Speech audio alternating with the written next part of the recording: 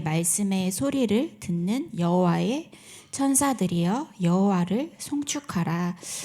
말씀을 주셨습니다.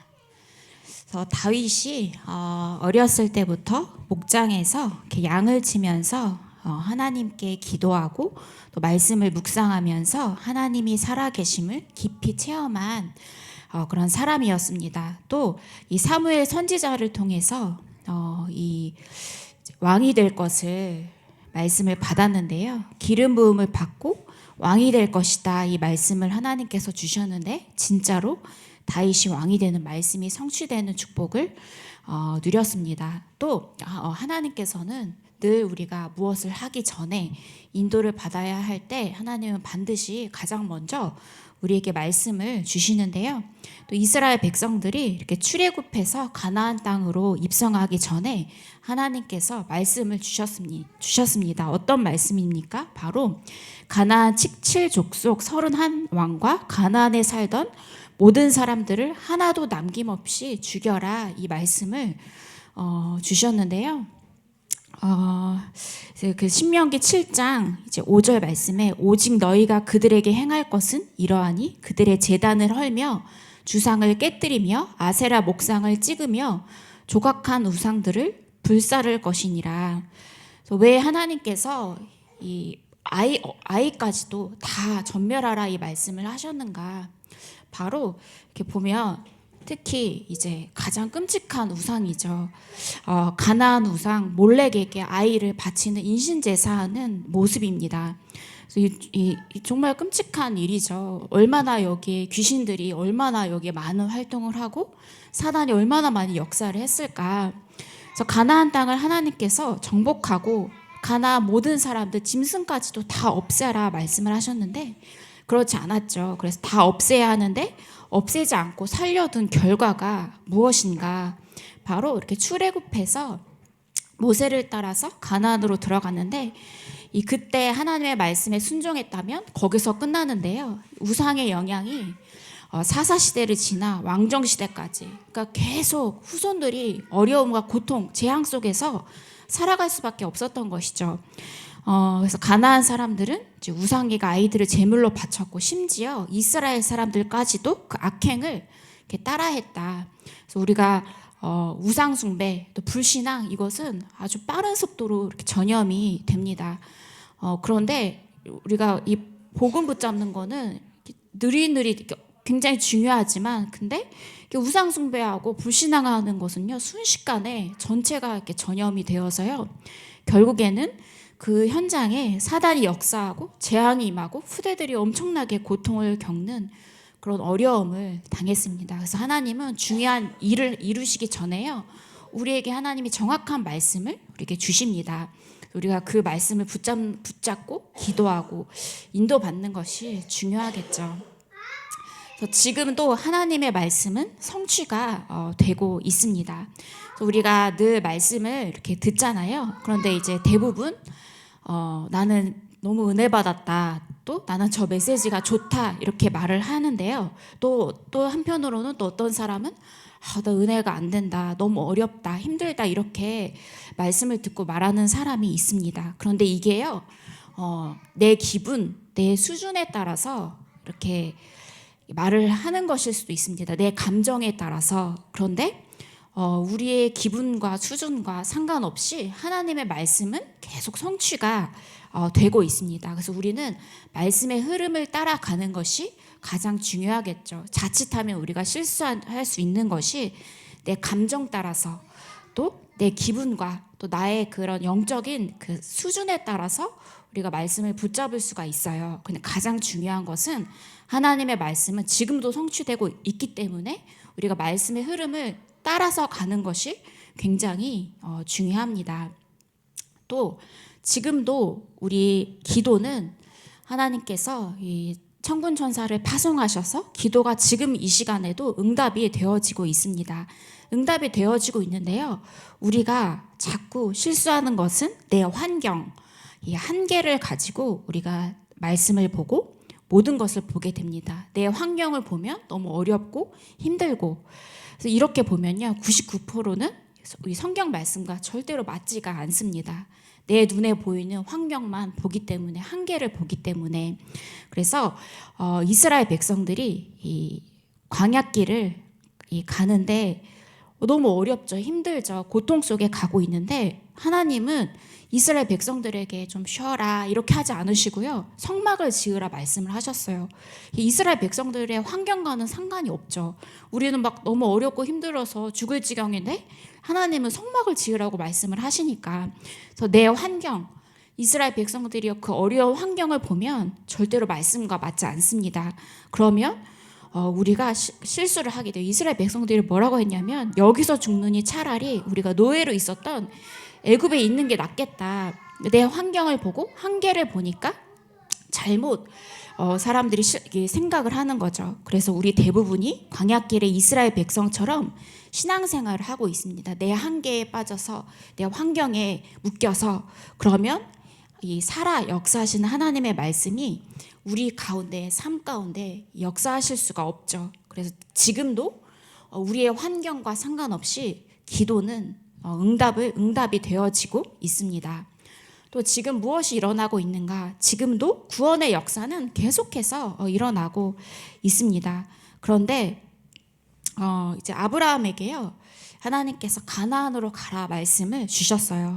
그런데 이 말씀을 따라서 갔는데 가나안에 막 축복이 있고 막 엄청난 많은 열매가 있어야 되는데요, 심한 기근이 들어서 저 살 수가 없을 것 같은 그런 환경을 마주한 겁니다. 하나님은 가기 전에 내 씨로 말미암아 열방이 복을 받을 것이다 이 말씀을 하셨는데 하나님의 말씀이 하나도 아브라함과 이렇게 맞지를 않았던 것입니다. 그래서 이제 가나안에 기근이 드니까 다시 애굽으로 이렇게 내려가게 되었죠. 아브라함이 하나님의 말씀과 다르게 다른 길로 가게 되었는데 그 이유가 뭐냐? 내 입장 때문에. 이 가나안에 이렇게 기근이 들고 당장 내 식솔들, 얼마나 많은 식솔들이 있었겠습니까? 다 먹여 살려야 되는데 당장 이들이 죽게 생긴 거예요. 그러니까 내 입장, 내 환경 여기에 매여서 또 결국에도 애굽으로 내려가게 되는. 그래서 또 이제 계속 불신앙에 빠졌죠.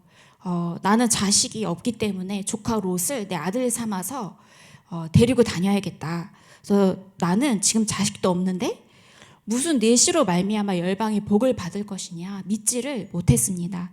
그런데요, 어느 날 아브라함이 하나님을 믿고 단을 쌓기 시작했습니다. 그리스도 붙잡고 예배를 드리기 시작하는데요, 내 입장을 내려놓고 하나님의 말씀 중심으로 가다 보니까 말씀이 보이기를 시작한 겁니다. 내 입장, 내 환경 이것은 상관이 없구나. 하나님의 말씀은 지금도 살아서 역사하는구나. 그래서 우리가 이것을 한번, 우리가 신앙생활 할 때 한 번은 이렇게 체험을 해야겠죠.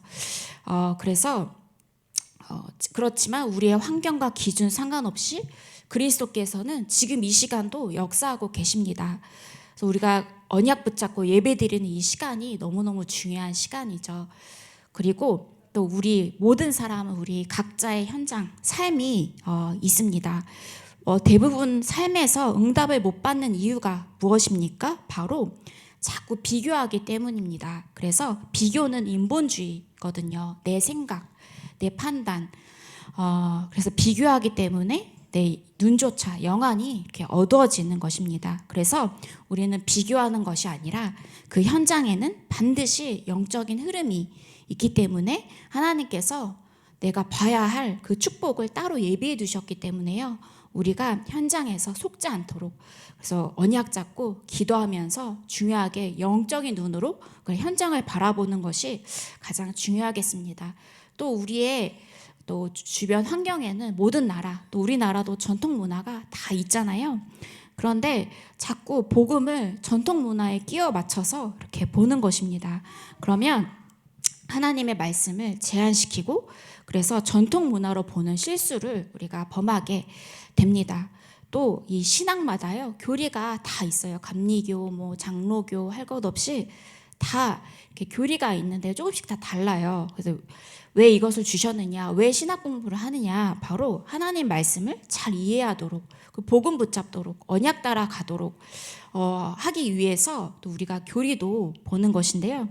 그런데 자꾸 교리에 살아 역사하시는 하나님의 말씀을 자꾸 끼워 맞추려고 하니까요.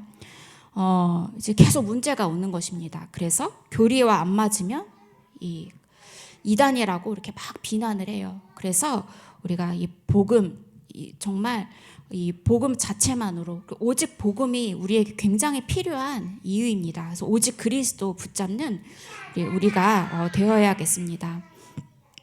그래서 우리가 어떻게 해야 되느냐, 바로 내가 생각하는 것에 반대로, 반대 생각으로 가면 우리가 정확합니다. 그래서 렘넌트 7명을 보시면요, 기도 속에서 하나님께서 세계 복음화의 언약을 주셨는데요. 그런데 결과가 어떻게 됐느냐, 형들이 팔아 넘겨서요, 애굽으로 노예로 끌려가게 되는데요. 잘못하면 내 기준, 내 생각, 내 환경에 머무르게 되면요, 형들이 나한테 어떻게 이럴 수가 있냐, 내가 어떻게 여기서 빠져나갈 것이냐, 잘못된 생각을 하게 되고 앞길이 깜깜하게 되고, 그런데 요셉은 반대쪽을 봤습니다. 반드시 하나님은 응답을 우리가 생각하지 못하는 반대쪽에 예비하고 계십니다. 그래서 이게 세계 복음화의 길이구나. 그래서 기도하는 사람만이 이것을 알 수가 있구나. 그래서 계속 말씀 잡고 기도하라, 이 말씀을 주시는 것이죠. 그래서 다니엘과 이 세 친구들은 사실 출세길에 놓여 있었어요. 그냥 아부하면서 평생 잘 먹고 잘 살면 되는데, 다니엘과 세 친구는 이 반대 방향, 빛의 증거를 붙잡았습니다. 이 뜻은 계산하지 않았다. 우리는 어딘가를 가면 늘 우리가 어떻게 살 수 있을까, 어떻게 편하게 살 수 있을까 계산을 하죠. 그런데 내 생각과 반대되는 그쪽으로, 복음 쪽으로 그리스도 언약 붙잡고 이 복음과 가장 유익한 길이 어딘가, 이것을 보고 렘넌트들이 언약으로 붙잡았습니다. 히브리서 11장의 사람들이 다 그러했고요. 또 바울팀이 또 그러했습니다. 그래서 우리는 내 생각과 정반대의 것으로 복음만 우리가 따라가면요, 우리가 정확한 인도를 받을 수가 있습니다. 그래서 우리의 길이 순례자의 그 길입니다. 결국 쉽지 않은 그 길이지만 우리는 세 가지 배경을 가지고 인도를 받는 것입니다. 첫 번째로 7망대, 절대망대, 이것을 따라서 가는 것인데요. 근데 이 핵심이 뭐냐, 바로 시간과 공간을 초월하여서 기도가 지금 이 시간도 역사하고 있다는 그런 사실입니다. 특히 이제 영화를 보면, 드라마를 보면 그 유럽 쪽에, 미국 쪽의 영화를 보면요, 이미 3단체랑 뉴에이지 단체가요, 이 영적인 영화를 계속 만들어내고 있더라고요. 그래서 이 교회만 이것을 놓치고 있구나. 그래서 막 그 초능력도 굉장히 이렇게 많이 주제를 가지고 사용하고, 막 현재 과거에 갔다가 현재로 돌아오고 막 미래로 가고, 그래서 이것을 교회만 놓치고 있구나. 이 축복을 하나님께서, 기도로 누리는 축복을 우리에게 주셨는데, 시간과 공간을 초월하는 축복을 주셨는데, 우리가 이 교회가 이거 많이 뒤쳐져 있구나. 이미 3단체는 여기 영적인, 잘못된 것이지만 영적인 거에 굉장히 관심이 이렇게 많아요. 그래서 영화도 어떻게 보면 막 이해할 수 없는 그런 영화들을 만들어냈는데 3차원, 4차원, 5차원 해가지고, 근데 이게요, 영적인 역사가 4차원, 5차원, 또 심지어 6차원까지 가는 그런 이제 영적인 그런 흐름입니다. 그래서 전무후무 나에게만 주어진 축복을 우리가 찾는 것이죠. 그래서 결국에는 237 5천 종족, 업이 이것과 맞게 되어 있다. 그래서 우리는 이 절대망대, 이 배경을 가지고 순례자의 길을 걸어가야겠습니다. 또 우리에게 절대 여정을 주셨는데요. 여기 핵심이 뭐냐? 이 여정을 따라가면요, 10가지 또 발판도 있고, 또 10가지 비밀도 있고, 이 속에 많은 기도들이 있는데요. 결국에는 이 기도 속에 있으면 모든 것을 다 수용할 수가 있습니다. 그래서 아무것도 문제될 것이 없는 것이 이 7여정의 기도이죠. 그래서 모든 것을 다 초월할 수 있고, 그래서 결론이 뭐냐? 답이 오직 그리스도죠. 그리스도 답을 가지고 여정을 걸어가는 것입니다. 그래서 많은 복음의 비밀과 또 보좌의 배경과 영적인 성령의 역사의 그 힘을 가지고 성령 충만함을 가지고 이 절대 여정을 이렇게 걸어가는 것입니다. 그래서 마지막으로 이정표, 우리는 곳곳에 이정표를 따라서 가는 것인데요. 여기에 핵심이 뭐냐? 바로 재생산. 이정표를 따라가기 때문에 재생산 되어질 수밖에 없습니다. 또 이 이정표 자체가 기념비입니다. 우리는 기념비 따라 언약 따라 가는 것이죠. 또 그래서 발자취가 남겨져 있기 때문에 우리는 이 발자취를 보고 우리가 따라가고 또 많은 사람들이 이 발자취를 따라서 살아서 또 다시 이렇게 복음으로 생명으로 돌아오게 되는 축복을 이렇게 누리게 되는 것입니다. 그래서 결론으로 혼자서라도 이 시작하라 이 말씀을 주셨습니다. 그래서 40일 예수님께서 40일 동안 계속 보좌의 축복을 말씀을 하셨습니다. 그래서 오로지 기도에 힘쓰니라. 우리가 인생에 한 번은 또 이 축복을 찾아야 되잖아요. 그래서 제한된 집중. 우리가 많은 일을 하고 많은 사람을 만나고 네, 많은 사람을 만나고 또 여러 가지 일들이 있지만 우리는 계속 제한된 집중을 하는 것입니다. 선택적 집중, 원리스 집중, 무엇으로 내가 집중을 하느냐. 그래서 집중의 반대가 지난주에 분산이고 집착이다 말씀을 주셨잖아요. 그리고 우리에게 세절기, 이 세절기의 축복을 우리에게 주셨습니다. 그래서 이 속에 있으면 우리의 예배가 다 살아나게 됩니다. 그래서 기도도 우리가 장로님 혼자서 이렇게 기도하고 우리는 여행을 떠나는 게 아니라 기도 속에 같이 마음의 기도를 담고 또 찬양도 담고 또 이 강단의 말씀과 헌금까지도 그 모든 것이 다 예배가 살아나는 축복을 누리는 것이고요. 그래서 주일에 완전히 답을 내고 또 복음으로 각인되고 내가 말씀을 확정하는 그런 시간을 갖는 것입니다. 그래서 이 힘을 가지고 가야 우리가 6일 동안 이 힘을 가지고 살아갈 수가 있는 것이죠. 왜냐하면 이 힘이 없으면 자칫 우리가 세상에 휩쓸리고 연약해져서 우리가 세상의 노예 가운데 살아갈 수밖에 없는데 이 힘이 있어야 바로 6일 동안 다 살릴 수가 있는 것입니다. 그래서 6일 동안 이렇게 누리고 있으면요. 모든 것이 다 답이 되는 축복을 누리는 것이죠. 그래서 매일, 매시, 매사 이 말씀 계속 주시고 있는데요. 그래서 24, 25, 영원. 그래서 기도의 고수는 24라고 말씀을 하시잖아요. 그래서 우리가 대화를 나눠도 또 여러 가지 만남을 가져도 또 여러 가지 일들이 있어도 우리가 계속 복음을 생각하고 이 그리스도 중심으로 계속 생각하고 말씀 따라가는 그 우리의 모든 그 생각도 삶도 모든 것이 24 축복을 누리는 귀한 시간 되시기를. 그래서 주일 예배 때 완전히 말씀을 확정하는 시간, 그래서 6일 동안 나를 살리고 가정 가문을 살리는 또 자녀를 살리는 귀한 한 주 되시기를 기도하겠습니다. 기도하고 이어서 구역공과 예배 드리겠습니다. 하나님 아버지 감사를 드립니다. 우리에게 귀한 예수 그리스도의 복음을 주시고 그래서 그리스도로 말미암아 우리에게 모든 축복을 더하여 주심에 감사를 드립니다. 하나님 아버지 우리 예수님께서 중요하게 이 언약으로 전달하신 7망대 여정 이정표의 말씀과 기도가 우리 삶 가운데 이어지게 하시고 그래서 매일 매시 매사 복음을 생각하고 복음을 누리고 24 언약 따라 가는 귀한 우리 부모님들 되게 하여 주시옵소서. 또 6일 동안 또 직장 생활도 하고 또 자녀도 양육해야 하는 어려운 환경 가운데 계시는데 하나님께서 지금 이 시간 우리 태영아 부모님들께 영적인 힘을 더해 주셔서 그 힘을 가지고 이 말씀의 답을 가지고 자녀를 양육하고 기도의 배경이 되어주고 오직 그리스도 붙잡고 그리스도 따라가는 귀한 삶이 되어지게 하여 주시옵소서. 권세 있는 주 예수 그리스도 이름으로 기도합니다. 아멘.